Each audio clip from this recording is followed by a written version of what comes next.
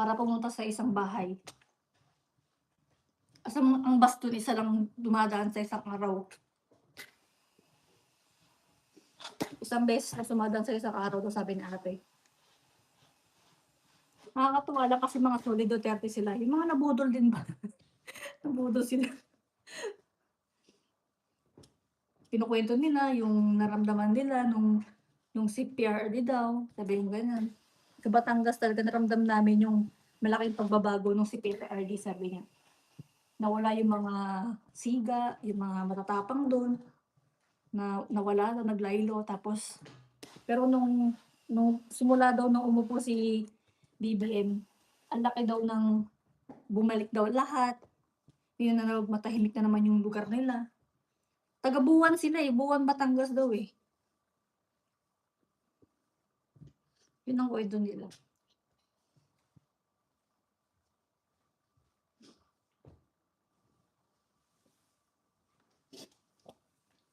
Ang linaw ng microphone ko nun, so nakakatuwa. Ang kagandahan nito hindi na siya kailangang ano, hindi mo na siya kailangang i may mga pipindutin ka pang mga ano, settings, wala na. Automatic na siyang nagko-connect. Dami yung nagising sa Pilipino madam, may katapusan din ang mga bagay korek.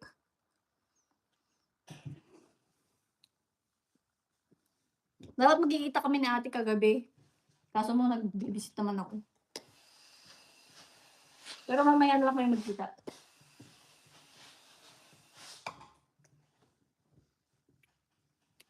May hangganan din ang lahat, huwag kayong mag-alala. May day off recording din yan, sabi nga ni Percardi. So, paano ba yan? So, okay na ba tayo? Pwede ko na.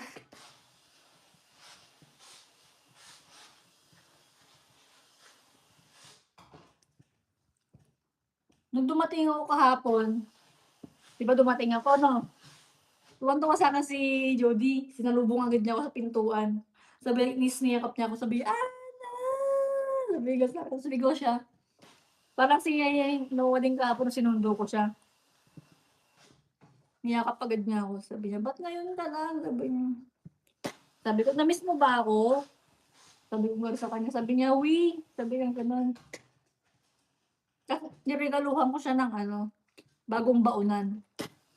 Kasi sira na yung baunan niya.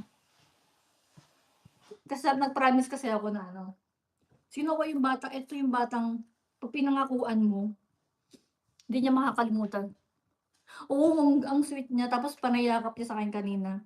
Sabi niya sa'kin, "Ana," sabi niya niyakap niya ako, "Tuminyong," sabi niya, "ang cute-cute," sabi niya, "cute-cute mo." Ito yung regalo ko sa kanya. Ito yung regalo ko sa kanila. Ano, yung baunan, tag-isa sila. Hindi puwedeng hindi sila magparehas kasi ano, mag-aaway sila. Kailangan 'pag nagregalo ka sa kanila, laging parehas.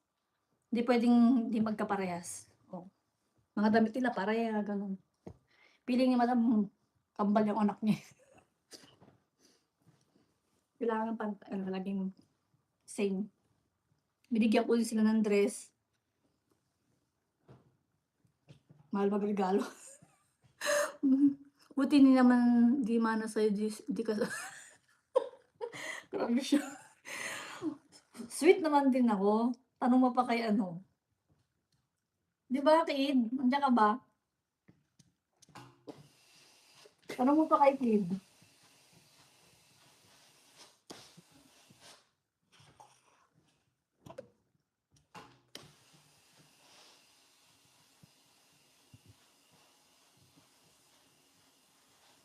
Ang init. Sweet ako, para di mag-agawan.